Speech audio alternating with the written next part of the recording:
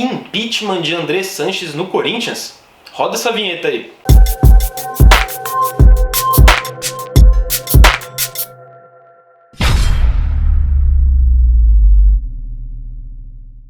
Fala, fiel! Tudo bom com vocês? Todo mundo aí lavando as mãos na quarentena? Pois bem, o Corinthians também está de quarentena, caso você não saiba, né? O Parque São Jorge está fechado, assim como todas as categorias, todas as modalidades, nada está funcionando no Corinthians, nem a parte política do clube. E é por isso que essa situação de impeachment está em quarentena, como diz o título desse vídeo. Mas por que impeachment? O que tem de real na possibilidade de um impeachment de Andrés Sanches? A gente vai contar nesse vídeo, mas para isso é necessário contextualizar como está a situação política do clube, né? A oposição no Corinthians nunca esteve nunca não, né? Mas assim, nos últimos tempos nunca esteve tão forte como atualmente, ou nunca esteve tão mobilizada quanto atualmente. E é aí o ponto central dessa possibilidade de o Andrés ser impeachmentado no Corinthians, ou a possibilidade que existia até essa situação aí de quarentena. Para isso é necessário voltar em 2018, para entender como era a oposição do Corinthians, que já era uma oposição considerável contra o Andrés. Naquela eleição, e aí eu vou pedir para o Vitinho já colocar na tela para vocês, que eu vou, com o auxílio da minha colinha aqui, falar qual foi o percentual da votação. Tá gravando? Tá gravando, muito bem. Imagina, se não tivesse. Em 2018, começo de 2018, o Andrés é eleito com 34% dos votos dos sócios do clube aptos a votarem. 34%, não é uma maioria absoluta, não é 50% mais um. 34%. Paulo Garcia fica em terceiro lugar com 23%, Antônio Roque Cittadini com 22%, Felipe Isabella com 12,5% e Romeu Tuma Júnior com 7,5%. Vitinho, continua com esses dados aí na tela. Por quê? Porque eu preciso explicar para vocês que se o Andrés é eleito com 34%, quer dizer que existe uma oposição ao regime do Andrés, a essa gestão que hoje está no clube, de 66%. Já existia uma oposição forte ou grande do Corinthians naquela ocasião. Ou seja, o Andrés ele já não governa no Corinthians, né? Ele já não atua no Corinthians com a mesma força e com o mesmo apoio de outros tempos. Só que como a oposição nessa última eleição de 2018 estava fragmentada, facilitou a vida do Andrés, que mesmo com 1/3 dos votos conseguiu ser eleito. Só que a última eleição teve um fator inédito, que são as chapinhas. Acabou o chapão. O chapão era assim, o Roberto de Andrade era o então presidente. Ele, ao ser eleito, podia escolher 200 conselheiros para participar ali do mandato de 3 anos dele. E aí, obviamente, ele escolhia 200 conselheiros que, dentro das possibilidades, eram mais favoráveis às ideias dele, eram do grupo dele ali internamente no Parque São Jorge. Isso acabou nessa última eleição de 2018. O Andrés é eleito e junto com ele também são eleitas 8 chapinhas, cada uma com 25 conselheiros. E aí vai totalizar esses 200 conselheiros, mas que agora são eleitos pelos sócios do clube. E aí, se esses mesmos sócios, 66% ali, 2/3, são contra, pelo menos em tese, ao Andrés, é natural imaginar que entre essas chapinhas, entre esses conselheiros eleitos, há boa parte deles ali que também é contra o Andrés, ou pelo menos não é assim, favorável a tudo o que for feito. Dá pra dizer que é um conselho mais crítico ao Andrés, pelo menos, para não dizer que é uma oposição. Até porque o Paulo Garcia ficou em segundo, o Paulo Garcia não é exatamente uma oposição ao Andrés. Aí estava falando das chapinhas, né? E onde eu quero chegar? A gente está em 2020. Qual é a importância dessas chapinhas e como está hoje o ambiente político do clube pensando... Ô, moto filha da... Agora é sim, né? Com a quarentena, todo mundo pedindo comida toda hora, chega a moto toda hora. A importância desses conselheiros é que, é que, por exemplo, agora em abril de 2020, eles teriam que aprovar ou reprovar as contas do ano passado, de 2019. Essas contas, existe nos bastidores do Corinthians muita crença de que essas contas seriam reprovadas, coisa que não é comum de acontecer. Por que elas seriam reprovadas? Por que os conselheiros reprovariam?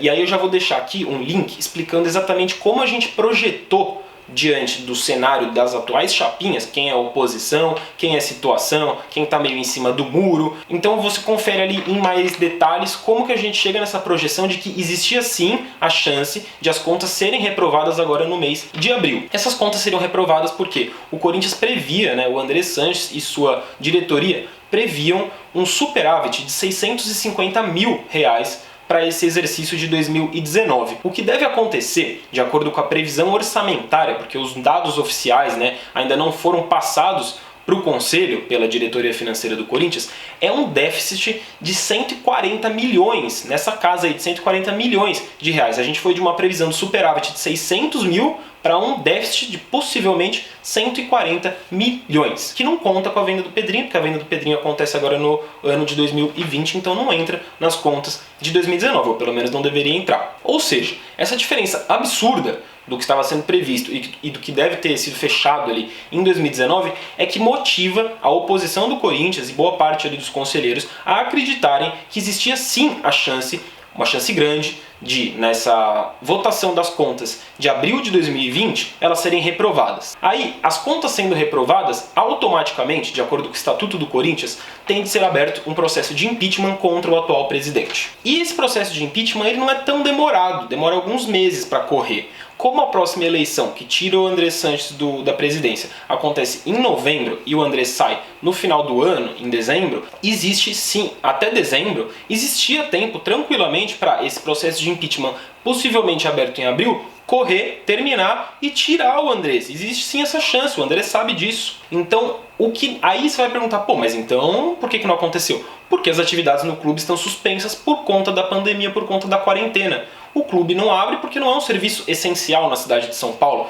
como o mercado, como o hospital. Esses serviços têm que ficar abertos. O clube não abre. Então, com as atividades políticas do clube, inclusive, paralisadas, não tem votação, não tem nem perspectiva de quando essas contas serão votadas, não tem perspectiva de quando a diretoria financeira do Corinthians vai apresentar essas contas para o presidente do conselho. Isso deve ou pode acontecer só em julho, em agosto. E aí, no caso de uma reprovação, aí não vai ter tempo para chegar até dezembro com o processo de impeachment a ponto de tirar o Andrés. Por isso o título é Impeachment de André Sanches em quarentena. Existia essa chance, o Andrés sabe disso. E o ponto central é, se não vai correr a tempo aí um eventual processo de impeachment, fato é que o Andrés já preside sem o apoio que ele tinha antes. A oposição hoje no Corinthians é forte ao que o Andrés vem apresentando como presidente nesse atual mandato dele. Talvez prova máxima disso é que um ex-aliado dele, o ex-presidente Mário Gobi Filho, que era da situação, era presidente do grupo político do Andrés, apadrinhado pelo Andrés, hoje já não apoia mais o Andrés. Hoje ele rompeu, na verdade, ele se afasta desde que ele sai do clube, quando o Roberto de Andrade e agora o André Sanches são presidentes. O Mário Gobi, ele inclusive não participa tanto ali da vida política do Corinthians e agora ele já está voltando, mas está voltando como provável candidato da oposição na próxima eleição, em que o Andrés não vai participar, porque não pode 2 vezes seguidas, mas o Andrés vai apadrinhar alguém ali como candidato da situação. E esse alguém vai ter provavelmente o Gobi como opositor. E para isso a gente chama aqui o Marco Belo, setorista do Corinthians, repórter e colunista do Meu Timão, para explicar essa situação. Ele que trouxe aí em primeira mão informações sobre essa possibilidade, que já é na verdade grande, do Gobi ser o candidato principal da oposição essa mais forte do que nunca nos bastidores da política do Corinthians, para essa próxima eleição do mês de novembro. Fala aí, Belo! Antes do Belo entrar na tela, eu vou pedir para vocês se inscreverem aqui no canal do Meu Timão, caso ainda não sejam inscritos. Cliquem aí no inscrever-se, clica também no sininho, porque aí sempre que a gente publica vídeo novo, que acontece todo dia, você vai receber em primeira mão aí a notificação no seu celular, beleza? Também já deixa o seu joinha no vídeo. Agora sim, vem, Belo! Fala, Faraldo, fala, fiel torcida corintiana. Então, as eleições corintianas estão na pauta, mesmo com essa pausa no futebol, por causa da pandemia do coronavírus, os bastidores do Corinthians pegando fogo, muitas reuniões online, reuniões virtuais estão acontecendo e hoje o cenário é o seguinte: tem um candidato de oposição que já lançou a candidatura oficialmente, que é o Augusto Melo, oposição. E um candidato que é meio situação, meio oposição, que é o Paulo Garcia. Ele oficialmente é um candidato de oposição, mas ele faz parte da administração André Sanches, inclusive com indicação de diretores, está muito por dentro da administração do Andrés, por isso eu o classifico mais como um candidato de situação do que de oposição. O atual presidente André Sanches, a ideia dele era indicar o Duílio Monteiro Alves, que é o atual diretor de futebol do Corinthians, na chapa Renovação e Transparência, que é a chapa que domina o futebol do Corinthians desde 2007.